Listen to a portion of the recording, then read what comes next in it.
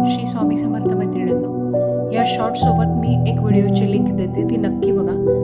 कारण बदलत्या वातावरणामध्ये जे आपण अन्न खातो आहे किंवा ज्या कुठल्याही गोष्टी शरीरासाठी पोषक तत्व म्हणून खातो आहे, तर त्याचं कंटेंट आपण प्रिझर्व करतो आहे का, किंवा ते कसं प्रिझर्व करायचं, म्हणजे की जेणेकरून ते शरीराला अपायकारक ठरणार नाही. कारण कुठल्याही गोष्टीचं उपायकारक आणि अपायकारक या दोन प्रकारे फायदा असतो.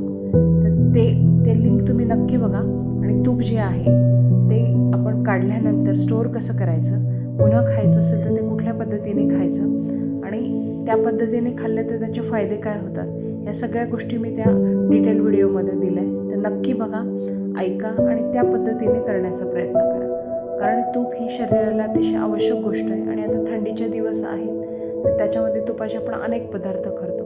म्हणून यावेळेस मी हा व्हिडिओ बनवला आहे. आणि मला तूप काढायचं होतं म्हणून मी तो बनवला आहे. तर तुम्ही नक्की बघा आणि कमेंट करून मला सांगा. थँक्यू.